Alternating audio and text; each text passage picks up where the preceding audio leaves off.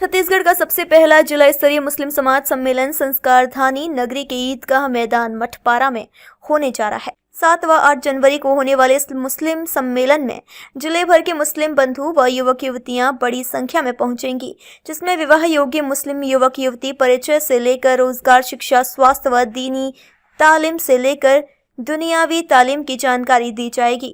31 में आयोजित इस 2 दिवसीय मुस्लिम सम्मेलन के संबंध में समाज के आदिल रशीद ने बताया कि आयोजन 4 पहले दिन अतिथियों का आगमन, स्वागत, सत्कार, उद्बोधन तथा दूसरे दिन 8 जनवरी को अवार्ड सेरेमनी आयोजित है। उन्होंने आगे कहा कि किसी भी समाज के विकास में शिक्षा की महत्वपूर्ण भूमिका होती है। मुस्लिम समाज दीनी तालीम में तो आगे है, लेकिन दुनियावी तालीम आधुनिक शिक्षा में काफी पीछे है। अतः इस तरह के सम्मेलन का आयोजन कर युवाओं, बच्चों को शिक्षा, स्वास्थ्य, खेलकूद, व्यवसाय तथा अन्य क्षेत्रों समाज की मुख्य धारा में लाना मुख्य उद्देश्य है। उन्होंने इस 2 दिवसीय सम्मेलन में विभिन्न क्षेत्रों की जानकारी एक ही जगह स्टॉल के माध्यम से उपलब्ध कराए जाने की बात कही। इसमें बेरोजगार युवक युवतियों को रोजगार, सरकारी योजनाओं की वैकेंसी, लघु उद्योग व नया व्यापार शुरू करने से संबंधित जानकारी के अलावा खेल, जिम, कराटे, अखाड़ा, नशा मुक्ति, दीनी व दुनियावी तालीम वाली पुस्तकों के अध्ययन की जानकारी तथा स्वास्थ्य परीक्षण हेतु कैंप का आयोजन एवं विवाह हेतु मुस्लिम समाज के युवक युवतियों का परिचय सम्मेलन तथा बायोडाटा संकलन का कार्य किया जाएगा। कैसे आया कि सम्मेलन करना है, पहली बार है, कैसे है? इसके पहले भी हो चुका है? जी, ये पहली मर्तबा हो रहा है और जहाँ तक हमारी नॉलेज है छत्तीसगढ़ में इस तरीके का पहला आयोजन है किसी भी समाज के द्वारा। दरअसल हमारी खिदमत फाउंडेशन एक है जो सोशल वर्क करती है, सोशल वेलफेयर के काम करती है। वो एजुकेशन के और हेल्थ सेक्टर में ज़्यादा काम करती है। तो हमारी फाउंडेशन की कोचिंग वगैरह भी चलती थी, जिसमें मैं ये दिखा कि काफ़ी वक्त कम करने के बाद जो है ये समझ में आया कि बच्चे जो हैं वो पढ़ने वाले जो बच्चे हैं वो कम होते जा रहे हैं और मुस्लिम समाज में जो है खासकर लड़के जो हैं वो कंपैरेटिवली लड़कियों के और कम हैं। तो हम चाहते थे कि बच्चों को और बाकी लोगों को भी एक ऐसा प्लेटफॉर्म प्रोवाइड करें जिसमें सभी लोग जो है आकर उस प्लेटफॉर्म पर अपने उपयोग की जो चीज़ें हैं उन चीज़ों का उपयोग कर सकें और वो उस चीज़ को आगे बढ़ा सकें। मिसाल के तौर पर हमारे यहाँ पर रोज़गार से संबंधित जो है सरकारी योजनाओं के स्टॉल भी लगे हुए हैं जिसमें उनकी योजनाओं की जानकारी दी जा रही है। कुछ लघु उद्योग वाले हैं जो बड़ी पापड़, अचार, अगरबत्ती वगैरह बनाते हैं, उन्हें भी हमने प्लेटफॉर्म दिया ताकि वो लोग अपना उद्योगों का जो काम है उसको आगे बढ़ा सकें। एजुकेशन में जैसे आप लोगों ने देखा ही है बच्चों का उसमें कितना रुझान है कि बच्चे अपने उसका टैलेंट का प्रदर्शन कर पा रहे हैं। और उसके अलावा जो है हम 5वीं, 8वीं, 10वीं, 12वीं के जो बच्चे हैं उन लोगों में से जो टॉप बच्चे हमारी कम्युनिटी के लोग हैं जो मार्क्स इनके आए हैं उनको भी हम प्रोत्साहन यहाँ पर अवार्ड देकर प्रोत्साहन उनका करेंगे और इसी को आगे बढ़ाने के लिए हम आगे करियर काउंसलिंग भी कर रहे हैं। जो आगे आप अगर स्टॉल विजिट करेंगे तो करियर काउंसलिंग के भी आपको स्टॉल मिलेंगे।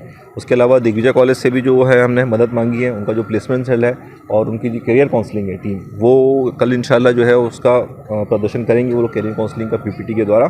तो इसी से हमारे जहन में ये आइडिया है कि एक ऐसा प्लेटफॉर्म तैयार हो जाएगा इस बहाने, सम्मेलन के बहाने, कि जहाँ सब लोग इकट्ठा हो जाएंगे और ज़्यादा से ज़्यादा बेहतर तरीके का चीज़ों का उपयोग कर सकेंगे और अपने आप को और समाज को बढ़ा सकेंगे। परिचय सम्मेलन का भी आयोजन किया जाना। जी हाँ, कहा कि कितना तैयार हुए।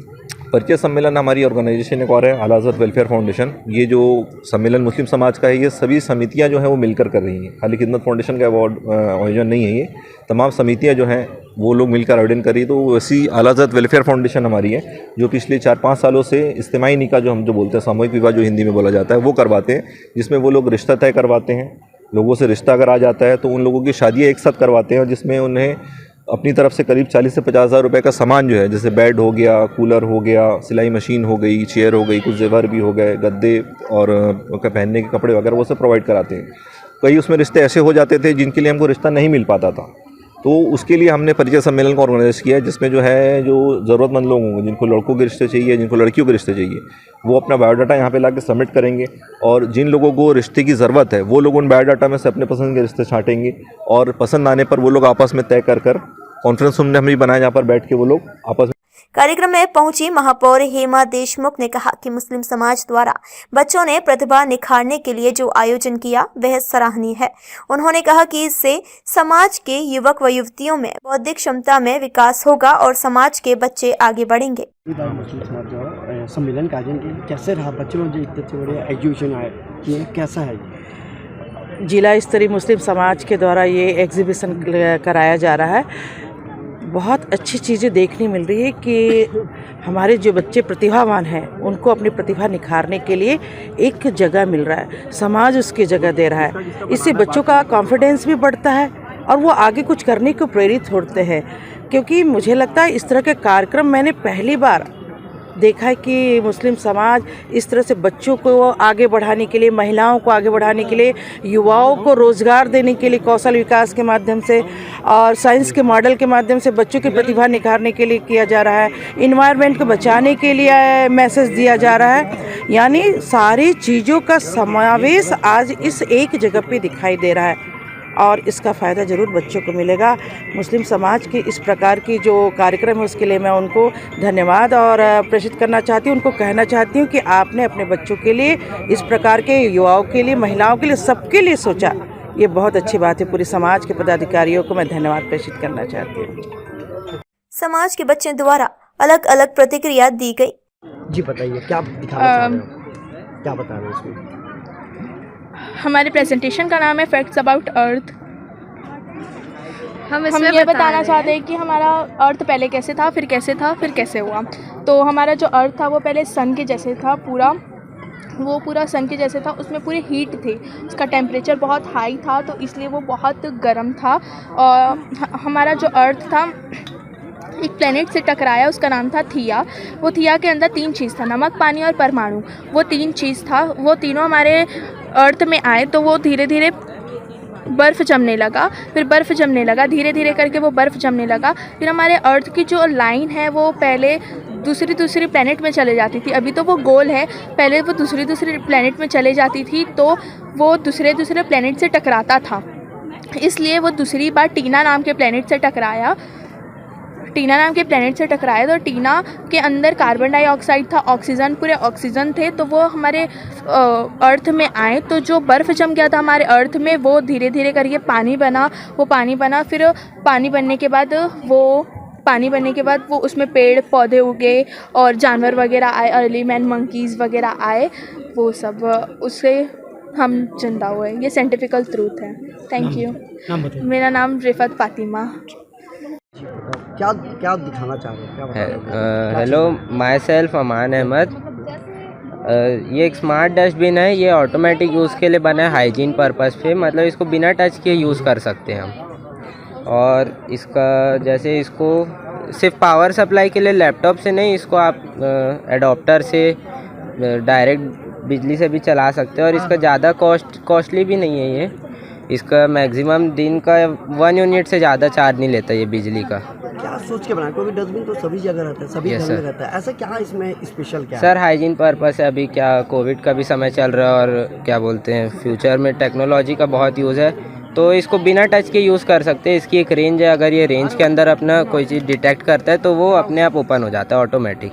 ये सिर्फ हम टेक्नोलॉजी को दिखा रहे हैं, इससे और भी प्रोजेक्ट बना सकते हैं। जैसे कि ऑटोमेटिक डोर्स, आप जाएंगे तो वो सेंस कर लेगा सेंसर और डोर आपके लिए ऑटोमेटिक ओपन हो जाएगा। ऐसे बहुत सारे प्रोजेक्ट बना सकते हैं इस टेक्नोलॉजी से। कहाँ से आया दिमाग, कौन बताया आपको ये चीज़? सर, हम सीखे हैं C++ coding, robotics. Yes sir, vacation में क्लासेस से सीखे हैं। नाम बताओ। अमान अहमद। क्या बनाया, क्या दिखाना चाह रहे हैं? Myself Tasneem Akhtar. I am from GMJ School Class 6. This is a working social science model based on rainwater harvesting. So basically rainwater harvesting is a collection and storage of rainwater rather than allowing it to run off. After filtering the rainwater you can use it for many purposes, like for irrigation purpose, agriculture purpose and for household chores. As you can see, here is a cloud, and when there is a when there is a rainfall, the roof collect the rainwater and the rainwater travels through that pipe and goes into the filtration tank. From filtration tank it filters and after that it goes into the well. From well you can use it for any purpose, like for watering the plants, for washing cars, and you can also use it in aquarium, but you have to do some chemical method. Your name please. Your name please. My name is Tasneem Akhtar. My name is Tasneem Akhtar. बेटा क्या बनाया है? हम लोग ने hi tech city बनाया है। इसमें हम लोग बैंक, कॉलोनी और स्कूल वगैरह जो भी रहता है वो सिटी में वो बनाए हैं। और इसमें बैंक में हम लोग ने लेज़र अलार्म सिक्योरिटी सिस्टम लगाया है। और जो गली रहती है उन सब में ऑटोमेटिक स्ट्रीट लाइट है जो दिन में नहीं जलती है और रात में अपने आप जल जाती है। और वो 25% एनर्जी सेव करती है और 30% जो लाइफ टाइम रहता है ये स्ट्रीट पोल का वो बढ़ा देती है। और ये वाटर लेवल इंडिकेटर है। वाटर वेस्टेज हर जगह पर प्रॉब्लम है कॉमन, तो उसको प्रिवेंट करने के लिए हमने ये बनाया है। लेकिन ये तो उसमें काम करेगा सूर्य में, बाकी बरसात के समय कैसे काम करेगा जब इनको एनर्जी चाहिए चार्ज होना, वो कैसे होगा? नहीं, ये सूर्य से नहीं चलता है। इसकी नॉर्मल जो स्ट्रीट लाइट जैसे जलती है वैसा ही है, बस ये धूप से सेंस करता है धूप को। अच्छा, उसमें अपने आप बंद चालू रहता है। ख़राब हो जाएगी तो फिर कैसे करेंगे दूसरा? नहीं, ये ख़राब जल्दी नहीं होता, इसका मतलब 5 साल ऐसा चलेगा। ऐसा प्रोजेक्ट बनाने की आपको प्रेरणा कहाँ से? ये हम लोग को स्कूल में बताए थे सबसे पहले। कितने हैं तुम? बनाने वाले कौन? आप और कौन है? ये मेरा भाई, हम दोनों ने बनाया। दोनों मिलके बनाए हैं? यस। कितना देर लगा, कितना घंटा लगा होगा? घंटा नहीं, इसको हम लोग 3-4 दिन में बनाए। 4 दिन और? ये आपका नाम? मेरा नाम अमीन खान है और ये मेरा भाई है, इसका नाम अनीश खान है। This is a waste water treatment plant. जो गंदा पानी रहता है उसको साफ़ कैसे करते हैं वो है माई सेल्फ मोहम्मद राशिद रज़ा। किस तरीके से बनाया है, कैसी प्रेरणा मिली आपको इसे बनाने के लिए? जो अपन गंदा पानी रहता है उसको साफ़ कैसे करते हैं, ये है गंदा पानी देख सकते हो। इसको यहाँ डाले ऊपर। जो पत्थर रहते हैं, पत्थर में बहुत से प्रकार के मिनरल्स रहते हैं, calcium, iron, phosphorus, magnesium, potassium इसमें रहते हैं। फिर वो जो एसिडिक वाटर रहता है, एसिडिक वाटर को एल्कलाइन वाटर में बदलते हैं और फिर जो उसका आयोनाइज करता है। गंदे पानी और शुद्ध पानी में क्या अंतर है? गंदे पानी को अगर पियेंगे तो अपन को बीमारी वगैरह हो सकती है और साफ़ पानी से कुछ नहीं होता, वही इसलिए इसका निर्माण किया गया। शुभ नाम बताइए, नाम बताइए अपना। मोहम्मद राशिद रज़ा। मैंने बनाई हूँ मैं सेल्फ नवाजिश अली। क्या है जो आप बनाए, क्या चीज़ है? वो एक प्रकार से ज्वालामुखी है। ज्वालामुखी जब वो फटता है ना तो मतलब जो उसकी गर्मी रहती है ना उसके बारे में मैं बताना चाहती हूँ। तो जब वो फटता है उसकी गर्मी होती है 1000 सेल्सियस डिग्री की होती है और उसके आसपास अगर हम जाएंगे तो वो 500 डिग्री से कम की नहीं होती। तो जब नीचे जब वो होता है ना पृथ्वी हमारा, उसके नीचे 4 सेक्शन में बटा होता है, तो सबके टेम्परेचर अलग अलग होता है। तो जब वो टेम्परेचर अलग अलग डिफरेंस में आते हैं और सब साथ में आते हैं तो नीचे जो मैग्मा होता है पत्थर वो पिघलता है और जब वो पिघलता है तो वो प्रेशर देता है, तो प्रेशर के कारण वो ऊपर आता है। तो जब वो ऊपर आता है ना तो वो ब्लास्ट होने के लिए उसको जगह मिलता है। तो जब वो जगह बनता है, एक प्रकार से उत्पन्न होता है ना, तो वो ब्लास्ट हो जाता है।